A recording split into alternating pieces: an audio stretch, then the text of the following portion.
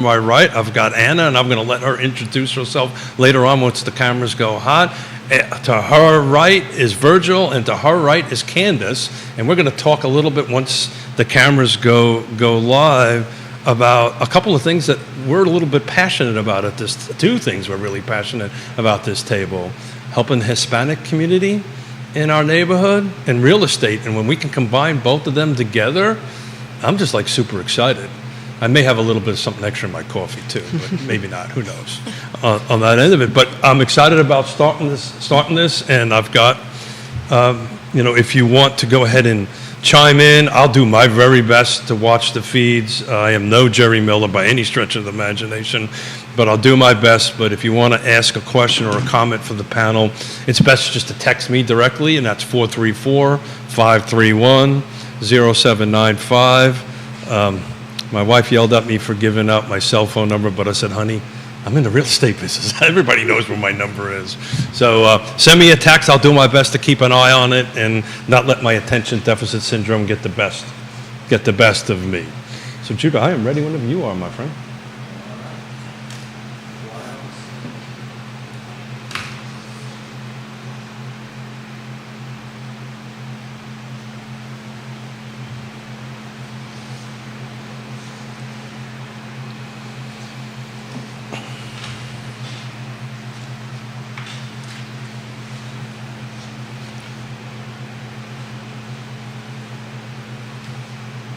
Good morning, everybody. Welcome to Friday's edition of Real Talk with Keith Smith. I've got a pretty exciting, at least to me anyway, panel sitting in front of me, and hopefully you guys will enjoy this conversation as well.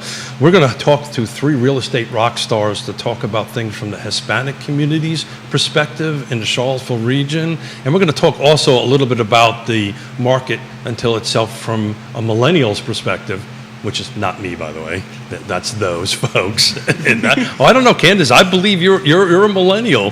But according to the chart that I have, I'm not the guy that's the millennial. I can tell you that much. But we're particularly going to kick off talking about these fine folks help bring an organization to town. And I'm going to let them tell the story, but it's the National...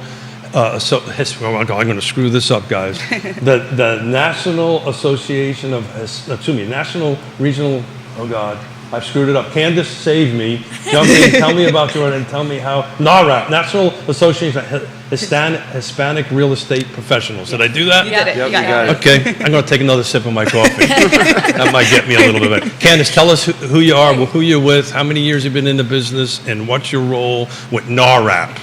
Absolutely. Keith, thank you so much for having me on the show and having us on the show. Always excited, and if anybody knows me, obviously I love to talk, and especially talk about real estate and what's happening in the Charlottesville area and surrounding counties.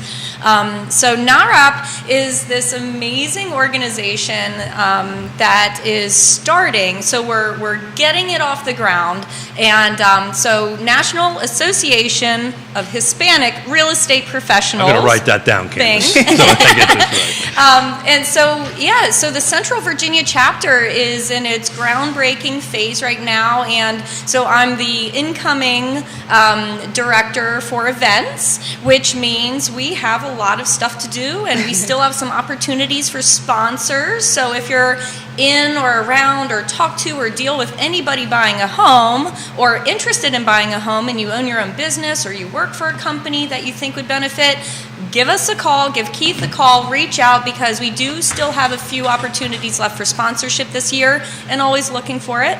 But back to me, I guess. I am Candace Vanderlinde, owner of Buy and Sell Seville, Team Realtors with RE/MAX Realty Specialist. Very long story short, I've been doing construction and renovations and involved with the construction and home buying process my whole life. Professionally, I've been a realtor for almost 13 years now, about 12 and a half. And I love it. I love helping people. I love talking about real estate and construction and improvements and whatever I can do to help people with this dream of home ownership and getting to the goals that they want to achieve in their own families and their own lives. Well done. Virgil, you're up next, sir. Thank you, Keith, and thank you guys for inviting us over here today. Little background from me. I've been in the real estate industry for 4 years, started property management down in Miami, and then my wife got accepted into UVA, and she pulled me with her, and we ended up in Charlottesville. And what I quickly came to realize is that the Hispanic population I grew up around was not around as much here as in Miami. So I kind of missed that, and I realized I had a unique opportunity coming from Miami and being Hispanic to tap into that community and see if there's a way I could help them. Since I got here almost, I've been working at Story House Real Estate and specializing mostly helping buyers look for homes. And I had the pleasure about a year in or so to meet Ana and to meet another fellow colleague, Ricardo, who's not here today, who's a lender at UVA. Shout out to Ricardo. And they were sharing with me their mission to help the Hispanic community as well. So when they shared that with me, I was super excited to kind of help them out and join along and see how I can be of help. So Virgil, you come from Miami. You only been here, what, a couple of years? A couple of years. So tell me, what's the difference? How I mean, the food's got to be different, right? The food is different. The food is. I know as a New Yorker, I'm there too, right? I get it. The food's a little different, but it's great. The thing I've loved the most about it here is the change of pace is smaller. Sure. It's slower. You're more present with everything. And Miami is a lot. It's a big city. It's hustle and bustle all the time. So I've enjoyed the change of pace, but the sad part about it is I miss my family. That's the. So most of your family's in Miami? Everybody. Everybody's in Miami, and from my wife's family's in Miami as well. Oh. So that's the part that we miss the most. And being Hispanic, the stereotype that we are all a family is very accurate, and that's what we miss. But the city itself, I've come to love Charlottesville, and the more I've gotten involved with professionals in Charlottesville in the industry and the people I've been able to help, draws me even closer to the city and to the community. So Virgil, I'm half Italian and half Irish, right? Okay. And we have the same thing. And I have 13 nieces and nephews that live here and all this stuff, and we get together on a regular basis, probably every other Sunday. Okay. So you're welcome to come anytime if you ever want to need that fix, that large family fix. Yeah. And then you'll probably never come on the show again after that. Ana, you're up next. Tell us a little bit about yourself. Hi, everyone. Thank you so much for having me here again. I am Ana Antigua. I'm the incoming chapter president for NARUP Central Virginia. I've been in real estate since 2019 with Keller Williams right now, but my passion started back in 2017 when I was looking for a house myself, and I saw that there was kind of a disconnect in our community, helping people like me, bilingual Hispanics, understand the process of buying. And that kind of launched me forward to find out more and become a real estate agent myself. And I'm so happy to be here. So, CAR and NAR does a really great job of this, but CAR, for whatever reasons, we really don't track demographics very well in our sales data, right? We can look at number of units sold and price and where and square footage, but we don't really have a great sense of what the Hispanic community really is in this marketplace. Now, nationally, because if you can pull it from the 2003 NAR Buyers of Generation Report, nationally, about 8%, right? By the way, in 2 years, since 2019, that's jumped from 6 to 8%, so we're trending up. So just jump in, guys. Tell us about the Hispanic real estate community, particularly from the buyer side. What does it look like in this area? How can we help? How can NARA help? And we'll just have a roundtable discussion. Whoever wants to jump in, jump in. NARUP is an organization that is all about advancing sustainable Hispanic homeownership. And I feel like it's a very important mission, especially in our area, because the trending that you're seeing is due to the population growth for Hispanics. We're very much growing, and we're involved, especially, we're leading, I was reading that we're leading in the workforce nationally. In our area, or at least my experience that I've been seeing, is that there's a disconnect, there's a huge gap between getting Hispanic community the resources that they need to be able to accomplish homeownership. And the way that NARUP helps to close that gap is by educating real estate professionals so that they can in turn educate the community. You're going to start with Smith to recite what it means. So we're going to start there with Keith being able to actually describe what NARUP is. Okay, so so NARUP again. So NARUP again is advancing Hispanic, sustainable Hispanic homeownership, and in turn also advancing small businesses as well. So Virgil, you're on the buy side typically, right? It sounds like you're a typical buyer's agent, so you're helping everybody, but we're focusing on the Hispanic. So what's the challenges? What do you need to overcome with the typical buyer? I think off area we're talking about some tax or immigration statuses. So let's talk a little bit about that. The immigration issue is obviously a big one on a national level, but this goes kind of beyond that a little bit, right? So a lot of the Hispanic community arrived to the United States 20 plus years ago, and they've been living here for a very long time, working. They have a driver's license, and they don't have a social security number, but they have what they call a tax ID number, right? Why do they have a tax ID number? Because they pay taxes. Because they pay taxes, right? So that means that the IRS knows that they're here. The state knows that they're here because they have a driver's license. So are they illegal anymore? I don't know. I mean, if you pay taxes for 20 years, I feel like you're pretty invested in the country.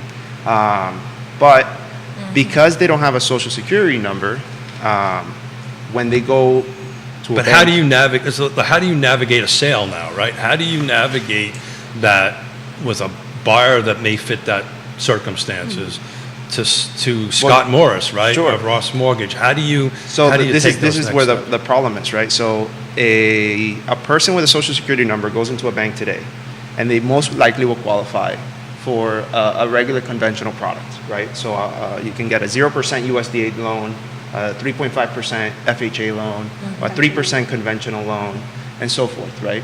You get a person without a social security number, but an ITIN number, they won't be able to qualify for those same programs.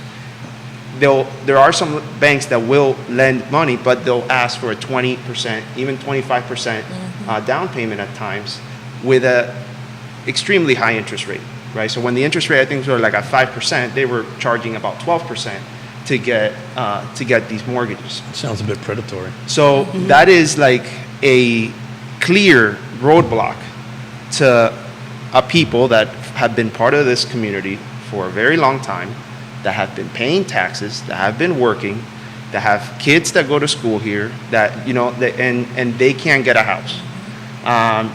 Not that they can't get a house. I mean, if they can afford the 12% interest rate and 25% down, sure.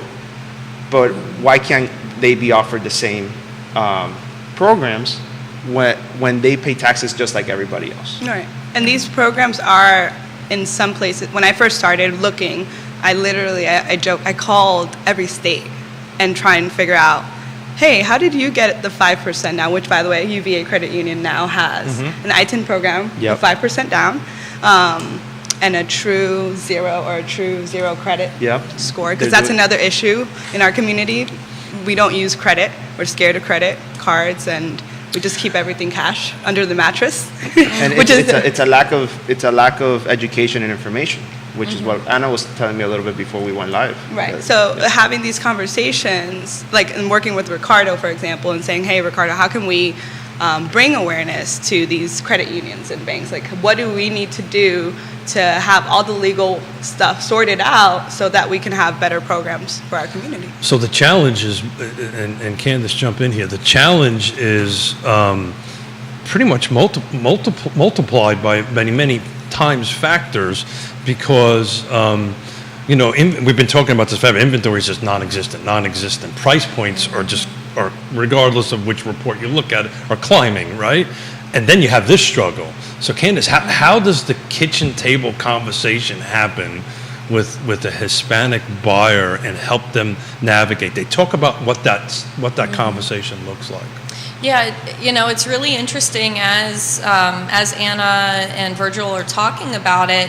Anna and I have been working in real estate for years now together, and I remember in the beginning, we had this whole demographic of clientele that were interested but nervous because they had either been taken advantage of. Keith had a great word, predatory. A lot of people that I talk with in the Latino community or non-English first language speaking community in general are either taken advantage of in the past, and then they're very hesitant. Yeah, very hesitant to proceed or move forward or to trust anyone. And having stashing, working for tips, especially I come from the restaurant industry for, my first career before real estate, and, working for tips and having cash, getting, family money or things like that, and having it stashed under the bed, they think, oh, well, we have all this money and we should be able to qualify. So having the educated realtors talk with people and having the public generally understand that just because you have cash, it needs to be seasoned. A lender or a financial institution is not going to just accept a shoebox of, $20 bills. I would love that to happen because I come from that industry primarily beforehand. I could give you my address if anybody I know, wants to get yeah, rid if of anyone has extra.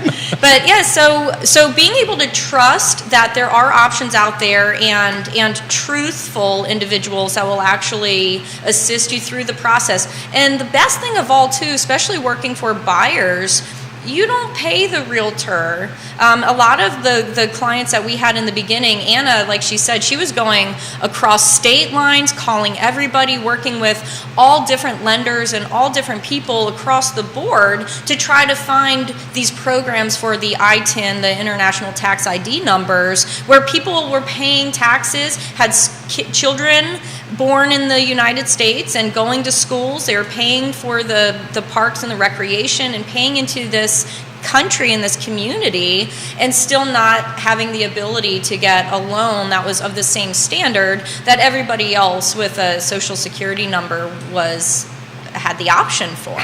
So she had done a lot of research, and we had successfully closed a number of people, and the word started getting out. So again, word of mouth, sharing within the community as to who to call and where to go and what options are available.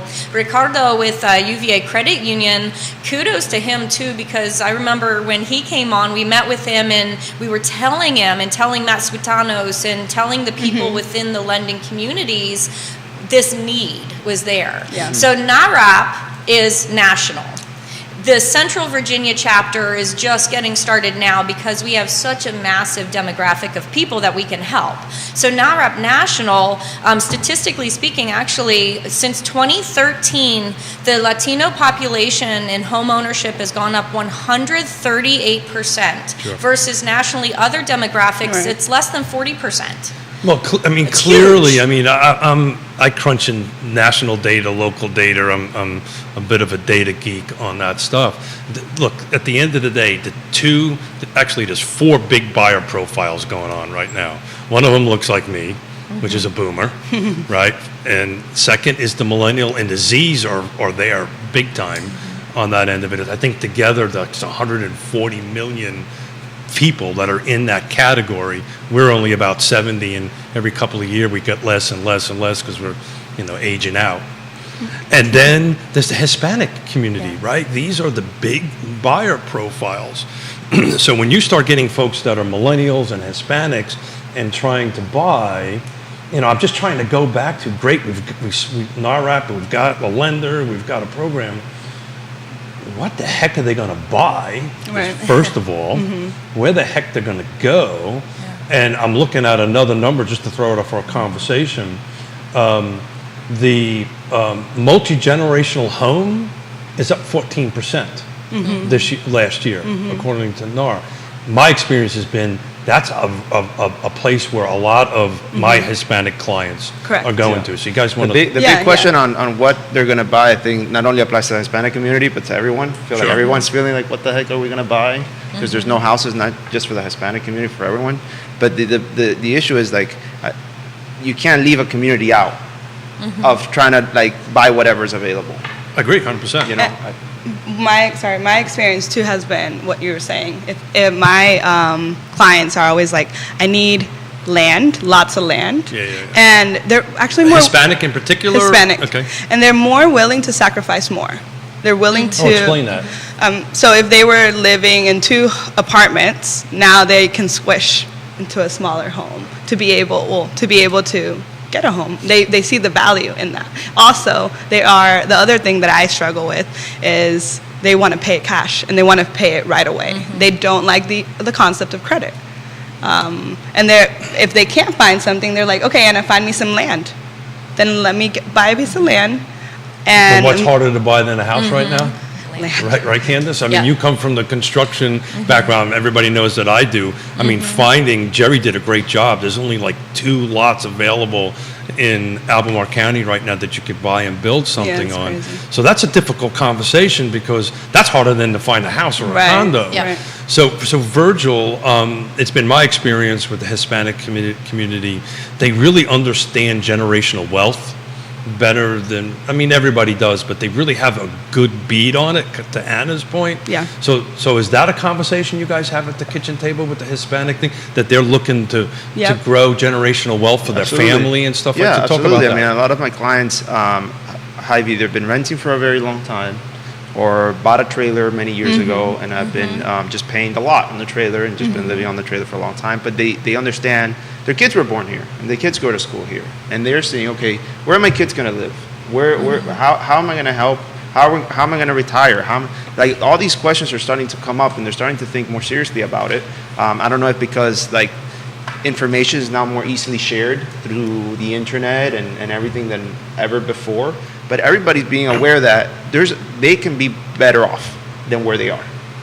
But they don't know how to get there. Right. And they're scared, right. right? Because they don't know. They're not educated. They came here to work. They didn't come here to learn Work, anything. save money, and And for their live the- families. and- And give money back to their kids. give and money their back to their kids, and live the quote-unquote American Yeah, dream. they Right. are. And, That's what we see too. So across the board, like we said, available options for home ownership are down, no matter who you are, no matter where you are, no matter what price point. I've got multi-million-dollar clients looking for land to build something, and Can't it's find just not available. So no matter what scale you're looking at, obviously having an equal playing field with a 5% down payment, not 25% down, and a standard interest rate, if it's 6 or 7% versus 15%, doubling. So getting that on a better equal playing field is the They can first compete goal. fairly, Correct. right? Yeah. They can Right. compete. They can Sure. compete fairly. And if they lose to an offer, well, they lose like everybody else. How many other people do we Exactly. have? So how do they usually take the loss, right? That's an interesting question for myself. Do they take it? Do they go, okay, they stay in the game? Do they give up easily?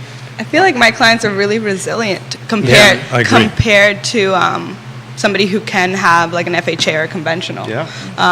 And they want to get the property. Like, they're willing to sacrifice more. Yeah. They're very inspirational to me, actually, because as the market, people want to wait because they see interest rates rising. And I had clients who didn't. They're like, it's okay, Anna, how much is it? We're going to do it. We can do it. And now those people are in a better position, Yeah. actually have rates that people now who have FHA, how it's at 7%. I had clients who took the opportunity and they have it at a 7% I-10.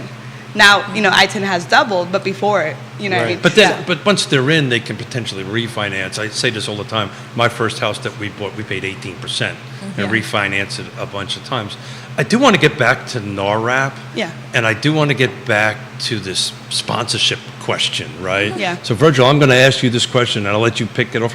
Give me your 2-minute, 1-minute elevator speech why I should donate to NARAP. And by the way, I've got a text here for somebody who wants to donate, so make it good so we can get some more. We can get some more money. So before No pressure, by the before saying like why donate, you got to understand what NARAP, what we're trying to do with NARAP here, right? So it's an association catered to help Hispanic professionals or any professionals that wants to get involved with the Hispanic community and the Hispanic community itself. If you know the Charlottesville Area Association of Realtors, you know that it's an amazing organization that helps realtors and lenders with education, resources, and as a result, they're able to really provide for this community very, very well, in my opinion. And I think NAREP is the association we need here to do the same, but more catered to the Hispanic community. Why? Because when I got here, I didn't know a single Hispanic person, and we were all scattered. The professionals and the community itself. Everybody's kind of trying to do help in their own way and their own thing. And I feel like we can help each other more together, right? So with Ana, with Ricardo, with Candice, with Keith, we've come together and said, okay, let's start this. And right now we're in this orientation phase to start this chapter that does not exist here, right? We're starting something completely new that can have a long-lasting impact on the community. Because when all these Hispanic community have kids and they want to enter the real estate industry, guess what? NAREP can be there to orientate them, to educate them. But it's more than that, Virgil, right? I mean, I may get myself into a little bit of trouble here, and navigate me if I do. Look, the reality of it is, who's helping us? Who's serving us, right? Who's running the service community right now? It's the Hispanic community. The Hispanic, I mean, I come from a construction perspective, right?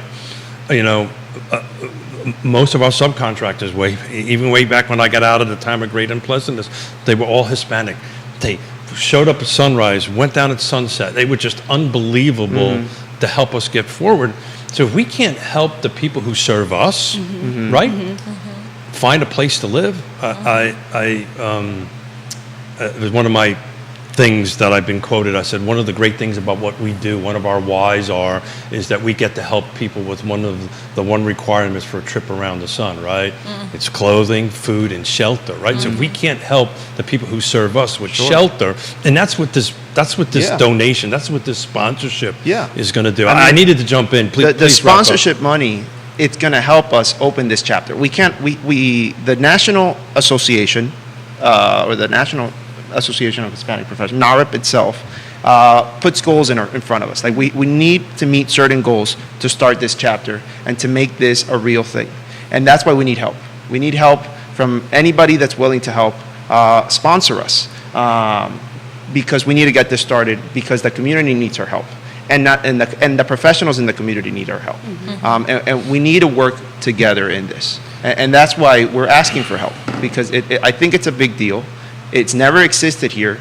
And by sponsoring us now, you can be one of the first. That's a big deal as well. Like if you see the potential here. So how do I help? Candice, how do I sponsor? So, by the way, I left my checkbook home. But how do I sponsor? So sponsorship is really easy. Michelle is there. We have an email address. Maybe we can pop out there. But reaching out and letting any of us know, and we'll get you the form. Just fill out how much you want to sponsor, the name of your company, entity, or your name, and tell us how much you want to sponsor. You'll get in with logos and information, constant. Our world is bombarded with social media presence. However, quality, effective social media presence in front of all of this huge community and demographic. So not only do you as a business owner get your name out there through NAREP and NAREP National in this NAREP Virginia chapter, you also get to share what you're doing. I know like at Colonial Auto Service, for example, they have who they sponsor all the time. Charlottesville Settlement Company, they sponsor a lot of really worthwhile organizations. There are so many ways to spread the word on what we're doing because we are helping people. One of the biggest things, talking about what Keith had said earlier at the kitchen table, one of the biggest challenges I see with most people who, a lot of my friends and family and close relatives are Latino. They're from Mexico, they're from El Salvador, they're from Dominican Republic, and they come to me and they go, oh, well, we had this opportunity, we bought this house and we assumed a loan, or we got owner financing or something 10 years ago. Well, now we want to sell and buy something different. What do? Well, if the home is in disrepair, or I have one person in particular, a retired person who has no debt on their home, but it is in so much disrepair, they have this number in their mind that they have to get. I said, well, why do you feel that? Well, because I don't want debt. Well, why don't you want debt? Why don't you live your best life and enjoy your day-to-day and have that cash or have that financial ability to pay for when your HVAC system goes down, to pay for the roof that needs repaired, and really maintain and afford the ability to live on the day-to-day. So the talking at the kitchen table about the entities and the organizations that are available is really valid. Another thing too, just because you don't have a social security number doesn't mean you can't start your own business. Right. A lot of my friends and clients in the Latino community have their own businesses. So they're paying business tax, they're paying personal tax, they're paying rent, they're paying into the school systems, and they're having this community and growth of family. Well, come join in with NARAP and learn and educate yourself, your friends, and your family about how you can now take this next step. You own a business, or you are able to assist people within the community because you offer this service. Well, let us offer you a service too, and let us get your business name out there. So it's a win-win. I'm going to give some good news here in a second, but so I teach a little certificate class at Piedmont Community College to contractors that kind of want to go from a truck to an actual business, and I help them do that. Every small little class that I do is always Hispanic, full of Hispanic. That's who's there. But Virgil, your little elevator pitch worked. Johnny Ornalis of El Mariachi is going to reach out to you guys and is going to sponsor. So look, the power of social media used for the good, not for the bad, is going to get you guys. We really thank you. We really and I may get a margarita out of it. We'll see. The cliche, amazing. It's the cliche saying of it takes a village. And by partnering with us and helping us and sponsoring us, you are supporting a group of diverse professionals who are connected to growing and growth. Yeah. So thank you so much. Yeah. Thank you. So pivoting kind of away from that back to the general market overall, right? We're all in that space, right? We're here to talk about the Hispanic community primarily today, but for helping folks across the board. We all got a little bit of different experience. I've got 3.5 decades, and we kind of go from a couple of years to that point. So from your perspective, I've coined this term called O-shift, right? So the market is O-shifting. Well, the market's always O-shifting, right? It just seems to be shifting a little bit heavily right now. But from your personal businesses, so how's it looking for you? Are you way down?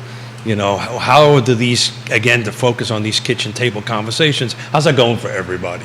We're doing good, we're not. It's interesting because, the Q2 report for our Charlottesville Area Association of Realtors just came out, and overwhelmingly, all our 6 surrounding counties basically are down in number of sales. I mean, we have the number of sales are down 17% in Charlottesville. So if you can pull down Real Talk with Keith Smith, you get an opportunity. I've got reports. To make a long story short, we're at 2016 volume, right? So we are 2023 at this volume of units sold, but prices are going up. So I'll let you finish your train of thought. Oh yeah, no. So ultimately, I think that people being aware that yes, there's low inventory. That does not mean that sellers are getting to just price wherever and not have the right condition. I always, in my business, I'm like a broken record. It's priced properly for the location and the condition. Because people will not buy if there are things that have to be done that they don't feel of value. So whenever you're looking to sell your home or market your home for sale, be realistic with it. Yeah. If some repair that's needed is going to cost $500, assume that buyer is going to want $1,500 for that same repair, because why should they have to do it if you don't do it? Yeah. So the reality of the lower sales numbers overall and a little bit higher sale volume median price, but not really for the number that we have in closed transactions, and looking at properties that have come back on the market.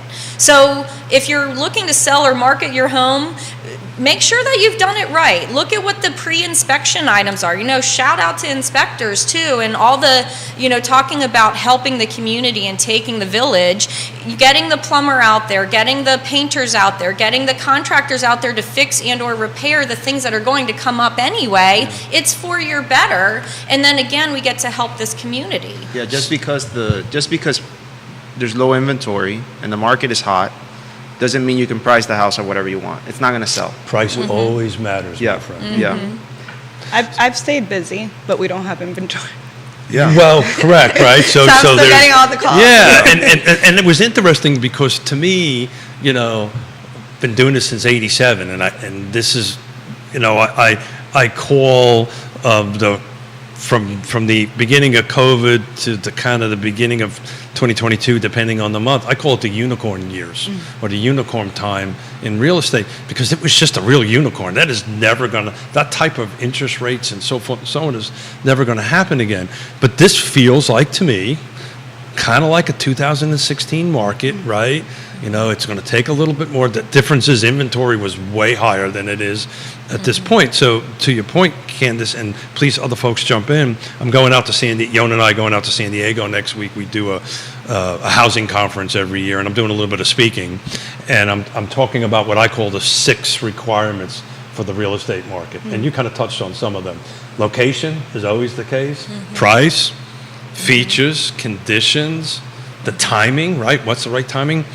And some of our fellow real estate agents don't like when I say this, but who's on the other side matters more now than ever before, right? Having a professional on the other side makes a transaction happen. And it requires all these 6 things to make it happen on that end of it. You got any thoughts on that, Virgil? You're looking at me like I just crossed the line or something. No, you're not crossing any lines. I agree with that 100%. And my business is kind of same. I've been staying really, really busy, but there's no inventory. So I have a lot of buyers. So define busy. Define busy. Busy, I get a lot of phone calls. Yeah, good. We're meeting with a lot of lenders. We're crashing numbers. People want to buy, even with the rates the way they are. They're like, yeah, but I still want a home. I feel like there's basic needs.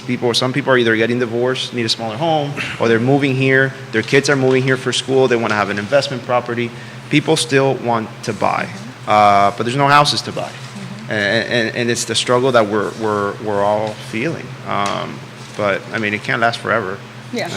And speaking to Keith's comment as well, having a professional realtor on the other side of the transaction just makes a world of difference. I'm fortunate to be helping a multi-generational family acquire a home. They came to the country about 10 years ago and have businesses. Is that the one that we may be working? That may be the one we're working on. Like I said, a professional on the other side. Exactly, and it just makes a world of difference to know, understand, respect, and trust that who you're talking to on the other side of the transaction is really doing what they're doing. You're talking to Yona. Well, you're a better half, as you would better say. 7/8. Better 7/8. Let's get it. Let's get the math right. Yeah. Let's get the math right on that. Yeah. So to everybody's point, I'm looking. So I do a 7-day for the car footprint going back. 93 homes closed in the last 7 days. That means 93 people at some point in time put a contract in, went through the process, right, maybe 30, 45 days ago, and closed in the last 7 days. That's at 7%. So people are out there doing it, right? It can be done. You need the trusted advisor to help you navigate this. And that's where that number 6 is so important. You really need trusted advisors on both sides to help navigate that. But Virgil, so how are you keeping the people in the game? How are you trying to have this conversation with your awesome good looks and your smart and you're super smart? How do you keep Keith in the game? Where I want to give up. How do you do that? What is that conversation? They don't want to give up. Really? Yeah. So none of your clients hit a saturation point? Is this specific to the Hispanic? Maybe 1 or 2. I mean, a good portion of the Hispanic people, they don't give up. They're like, we'll just keep looking until the right thing. I get that. But let's talk about somebody who's not Hispanic. But somebody who's not Hispanic, they're kind of in the same. A lot of them are not in a rush, and the ones that are willing to sacrifice a little bit more and take a little bit more risk to make it happen. I feel like the ones that have to move here, are moving here for work or just need to buy something now, they'll take it, whatever's on the table, they'll figure it out.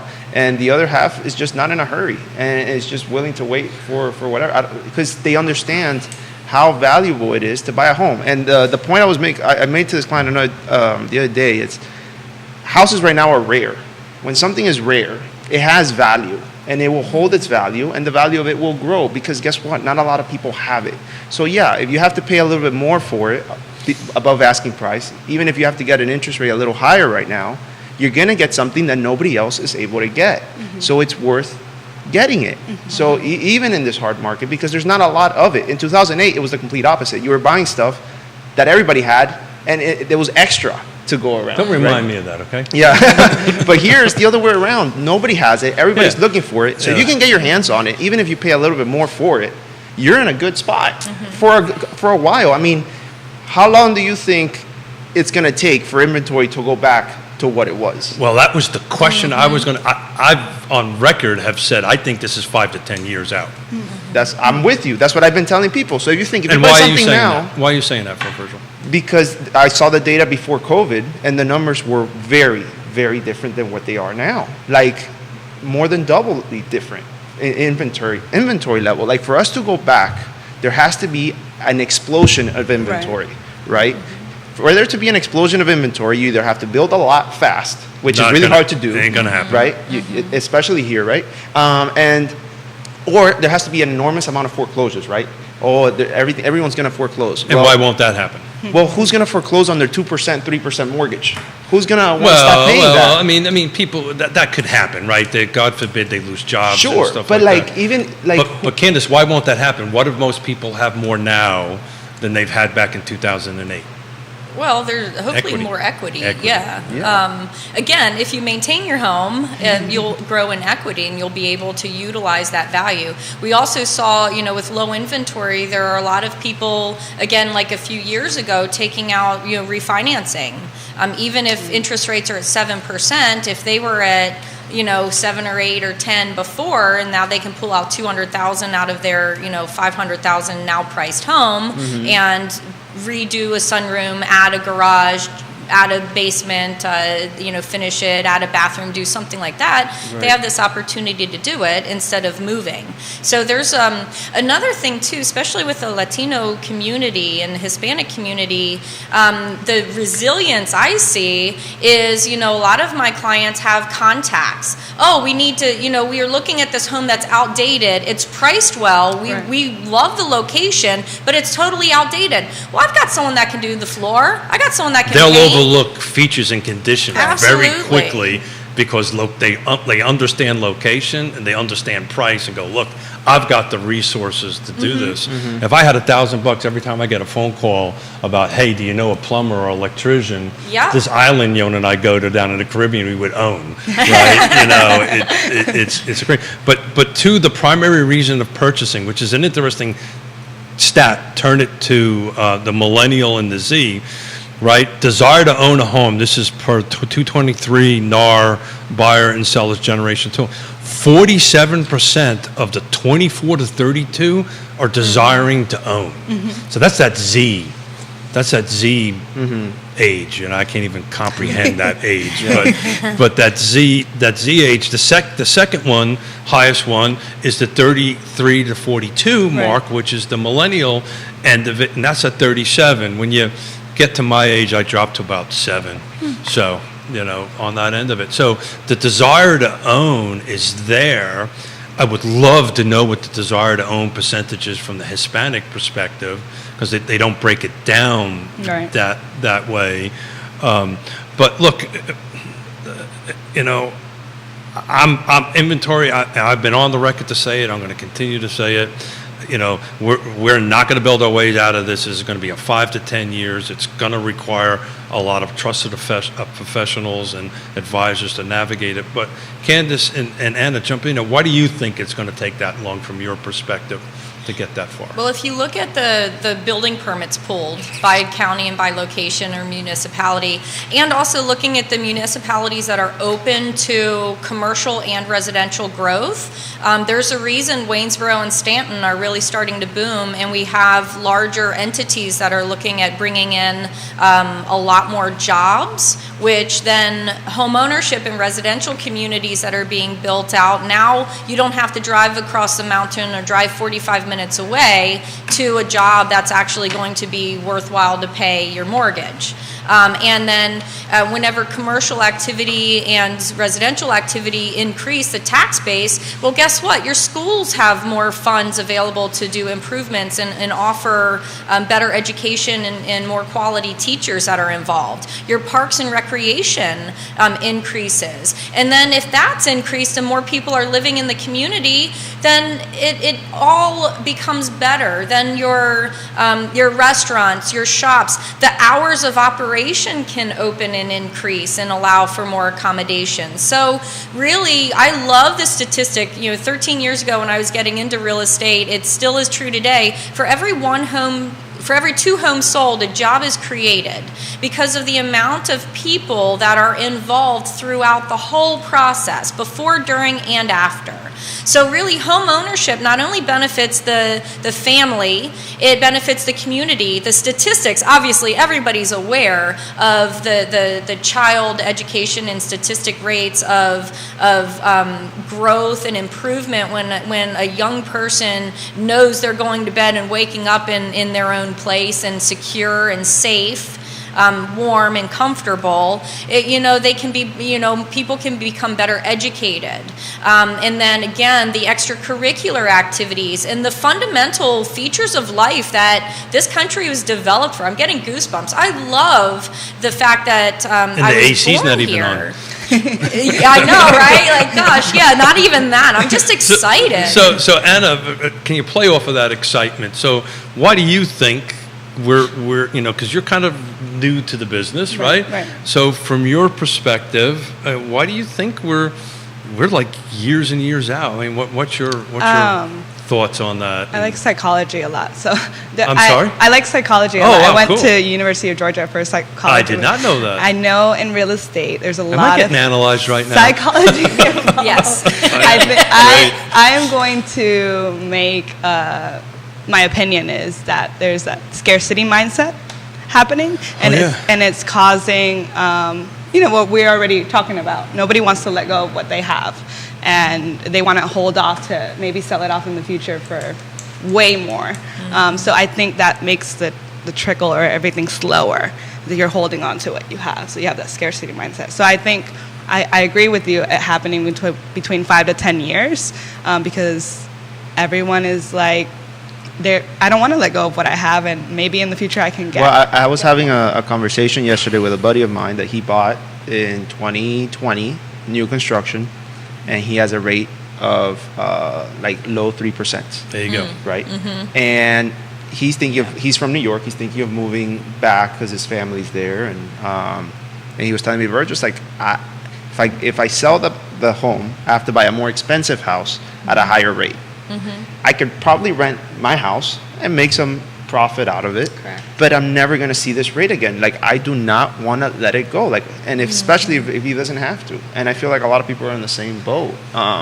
They don't want to let go of that mortgage, that unicorn that you were talking about, Keith. Like, who wants to let go of that unless they absolutely have to? The other thing that we have been bombarded by social media, and I know for a while it was like flip the house and make money this way, and like buy, and like you would find those deals, and we completely shifted from that. I was reading something on Bigger Pockets the other day. I forget the term. Maybe you can remind me of the term. Somebody can secure a rental and have an agreement with the owner that they can rent the rental and just make like thousands of it. So that's like a rent to own, rent to purchase.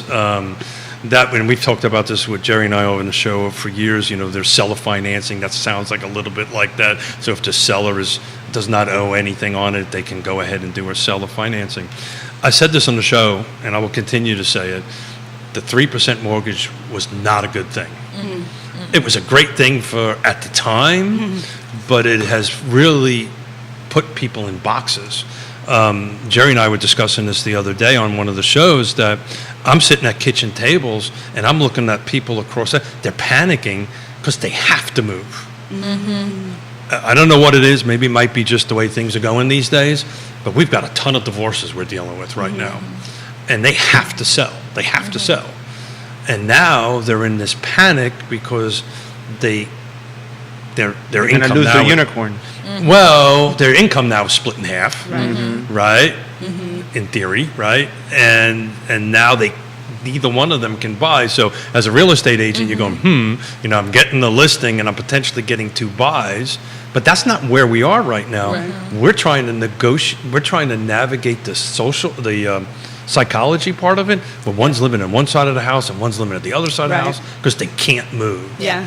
And very this real. is something I've never seen. This 3% and the impact of it in 3.5 decades is putting this market in a different place than we've ever seen before. Well, some of it too, Keith, you had a great point earlier as well. I was involved with when I was younger, when my mom bought her first home, and going through looking at the interest rates when they were in the teens and low 20s, and that demographic of buyers is only at 11% thereabouts, and the demographic, so people that have owned homes at 18% interest rate look at it and go, yeah, okay, it was 3, but now it's 7, doesn't matter. I bought at 18% back, my first home. The Gen Z and millennials and that, they don't have that. So they do have this scared, timid, oh my gosh, what am I going to do? Living in the monthly payment, being able to buy down points and buy down percentage, lenders are very creative. I think that's making a comeback, the buy downs. Yeah, oh yeah, definitely. And different. Also, look at what your career path is. If you work for a service like a hospital, fire department, police, if you have certain job opportunities, or if you have a career path, you might find a lender that actually offers incentives with lower interest rates, or money down, or assistance to help you get into a home because you want to work where you provide your service. So I think too, again, the scarcity of people wanting to hold on, or looking at, so many people look at, oh, this interest rate, or, oh, I need this number. Why do you really have that in your mind? And then sitting with the people, having a professional realtor sit with you and break down your net sheet if you're selling, break down your income and what your monthly payments really are if you're buying, and make sure that those numbers work, and not just looking at this percentage or looking at this dollar value on a large 30-year scale. That's not what your monthly life is.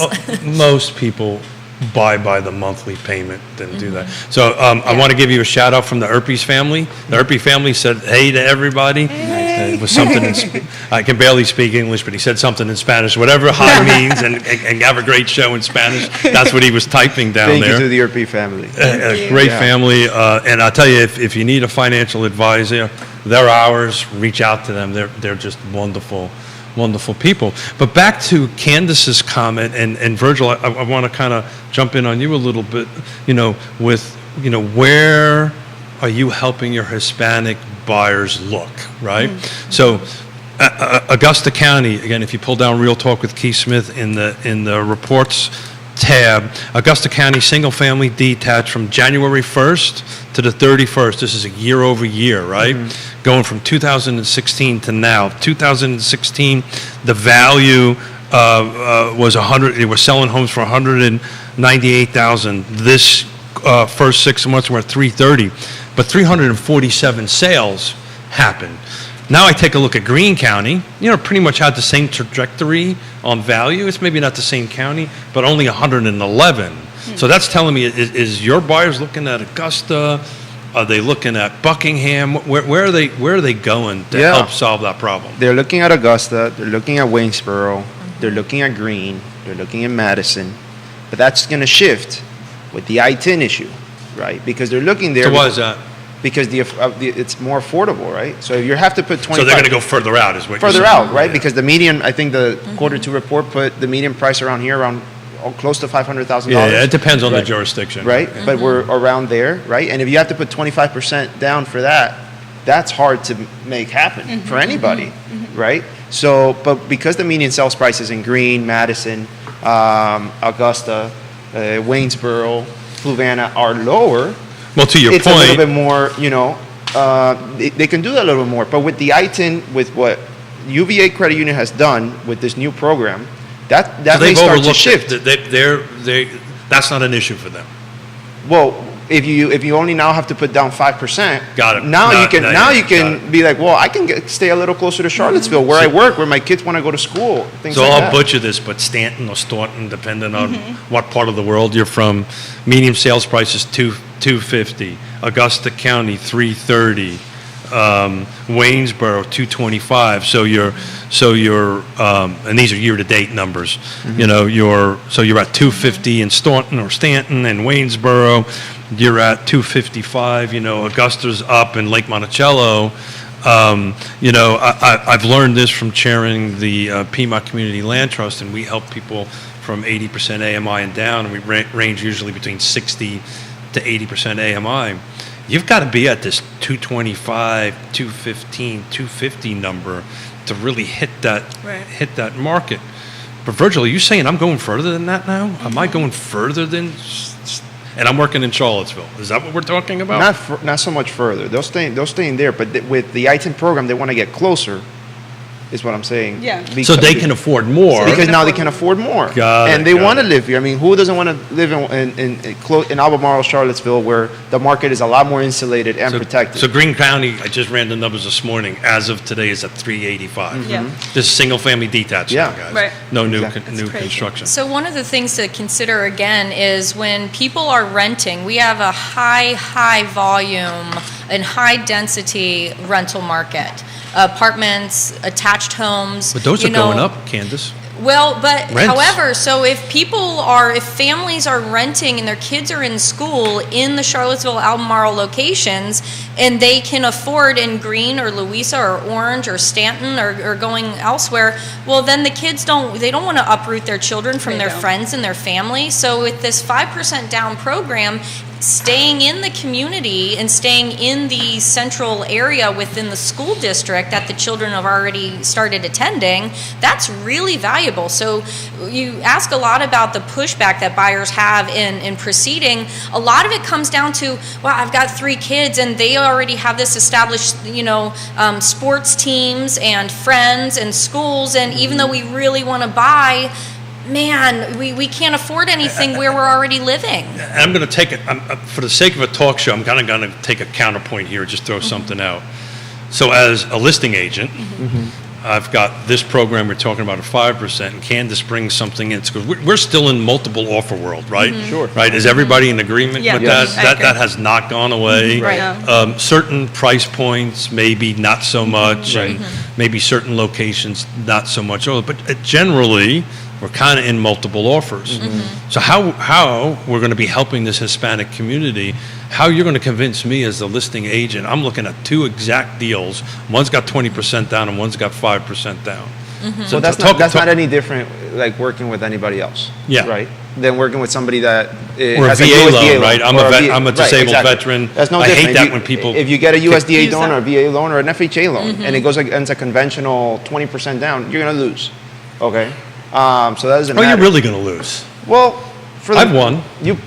But in most cases you lose because unless you are willing to offer way more, or you take lose out the home because inspection. the sellers want, or you take out the home inspection, you do other things. The sellers want more secure financing and know that somebody, if there's a little bump on the road, that they can afford the issue Sure. and move forward.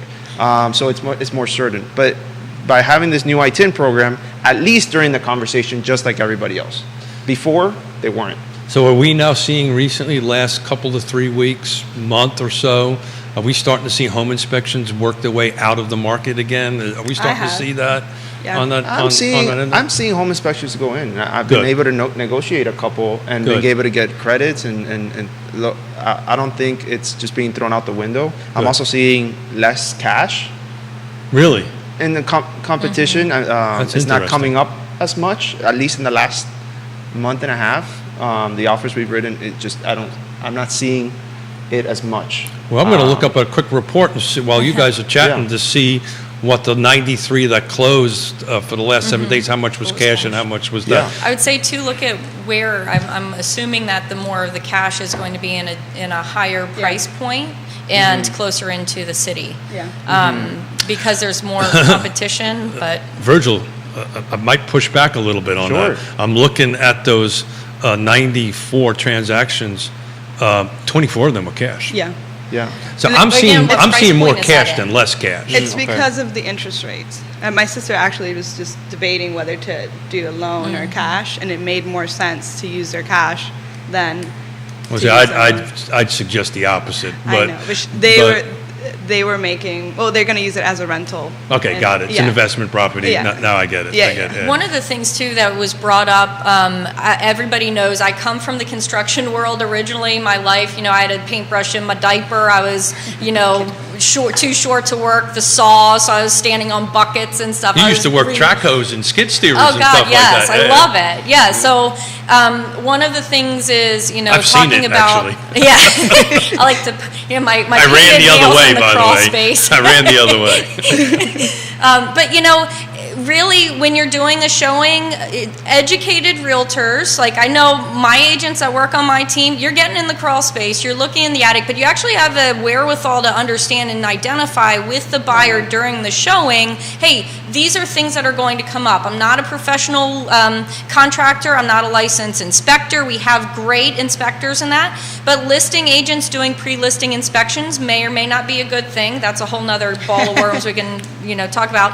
Oh, I love pre-inspections. Yeah, and but just making sure that your buyer goes in fully protected and knowledgeable with their professional realtor on what to expect with that home. So if it is competitive and they go, you know what, we really love it, but I don't feel comfortable waiving a home inspection, great. We've already been through the home with a person that's knowledgeable to tell you, yes, it appears that on this street there's 5 homes out of the 9 that have radon mitigation systems. This is what it looks like. This is something to be aware of.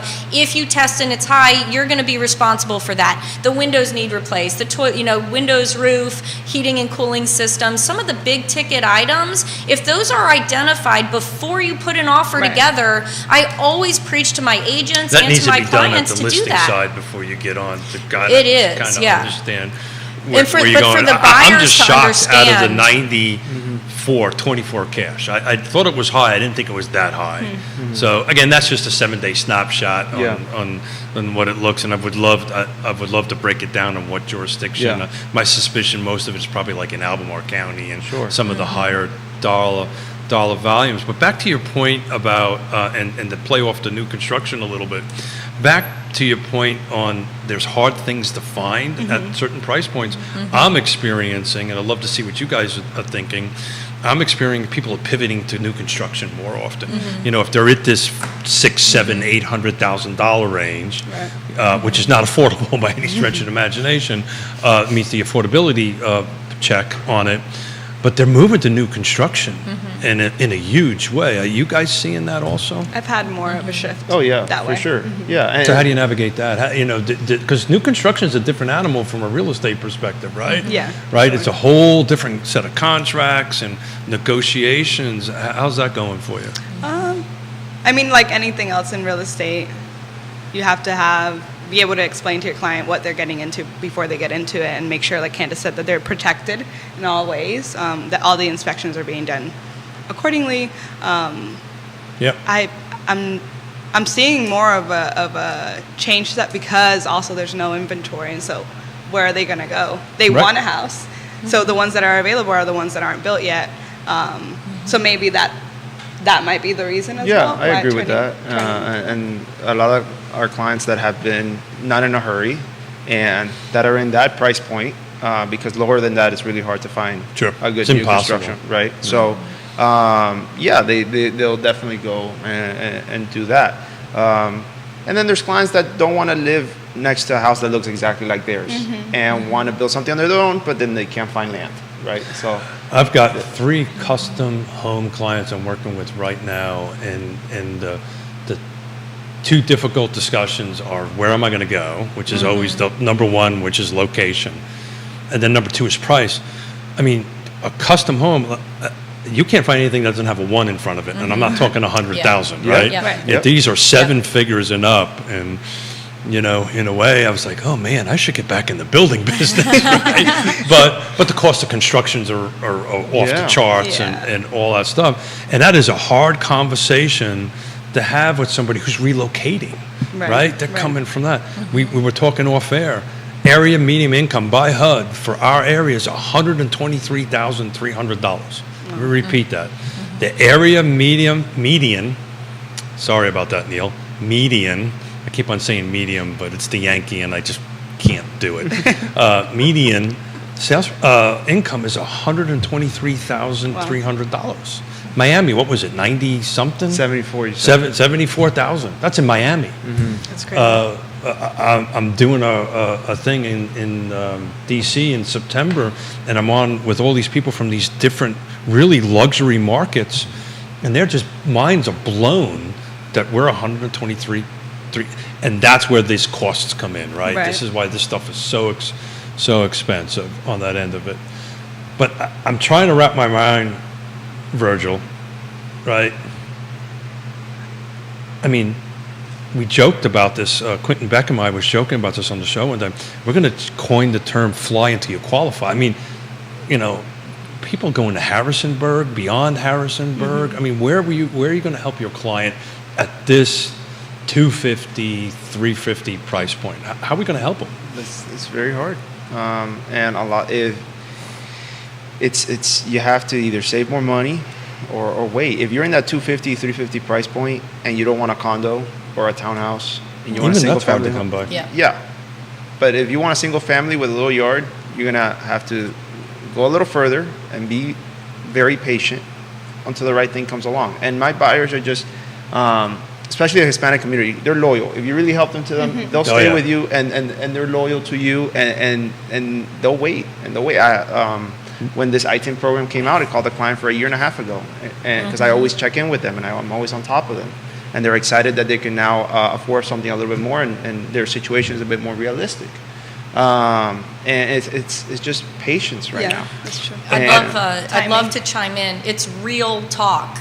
You have to be real with your Look at you, huh? clients. It is. And Well done, you know you what? did, yeah. It doesn't I gotta do write us that any down. good to not be honest and real with our clients and say, you know what? You want A, B, and C, Yeah. and you can get D, E, and F, but you're going to need to give up something. What is it you're willing? You drive a little further or you have a smaller home? What is the value to you? I'm going to give a shout out to Michael Guthrie. I don't know if he's watching or not because I'm not following the feeds, and I've totally plagiarized this line from him, and I use it regularly. When you sit down at a table and you have these honest, I'd rather disappoint you now Yep. Right. than disappoint you Yep. at some point down the road, right? Yeah. I'd rather have this hard, tough kitchen table conversation. Yeah. And Well, I'm working with some Hispanic clients right now that they were getting a little issues getting all their paperwork together. Sure. So we spent the last 2 weeks just calling all their people just to get the paperwork that they need, right? And at the end of it, we were kind of finishing up. They were like, "Oof, the hard part's over," and I was like, "No, the hard part is just beginning. We're trying to get you qualified here, and once you're qualified, I'm going to be very realistic with you guys." And this is what I told them. I told them it's going to get harder, and you're and not as going to you have go through the process, it's going to get even harder. Exactly, and to your point, you have to be real with them, and they're going to appreciate that. Who doesn't appreciate when somebody's being honest with them? I'm not trying to, show them things that are not true. Like, it's a hard market for anybody. Well, you want that relationship established that way now because that's a real relationship, right? And all relationships are structured in honesty, right? And if you're not, and it's not that I'm saying other people are dishonest, but but they may not be sharing accurate information. And, omission is also Yeah. a bit of a sin in my book. But look, guys, we got 5 minutes before we wrap up. I don't know if you guys realize this, but this has been close to an hour and a half at this point talking. So I want to rally back around why we started with NARAP and how people can help. And we'll just do a quick little round table and let you guys kind of wrap up a little bit. And then we'll get on with our day and try to help people buy and sell and make dreams happen for that one trip around the sun every year. Do you want to share the Anna, event? Anna, since you are the chairperson, Yes, let's I'm do going to it. let you wrap up. You say whatever you want to say, and we'll move down the line. Yeah, we have our first virtual event coming up August the 17th. We will be share it with Keith, so you guys can please register and sign up. It is the Untapped Mega Market, and we're talking about Hispanics and home ownership, and all of the things that we have learned and what's coming for Charlottesville and Central Virginia area. Please, again, register, sign up, support us. We have been working hard since we started in 2019. We really just want to continue to grow and get connected to the right partnerships and organizations. So like what we were able to do with Ricardo and UVA Credit Union, get that information out there so there can be an actual change and an actual growth in our community. Virgil, well done, by the way. Thank you. This is a big deal. We're starting something completely new, and we have a unique opportunity to help the Hispanic community and the professionals involved.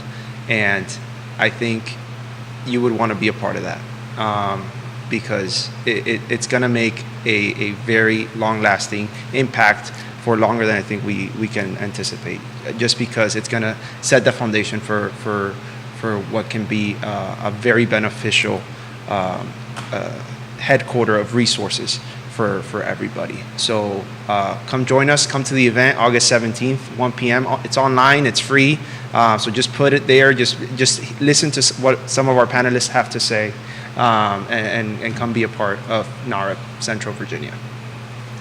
So I love movie quotes and things. Help me help you. There you go. So that's not. Stop that. I literally wrote down, help them, help.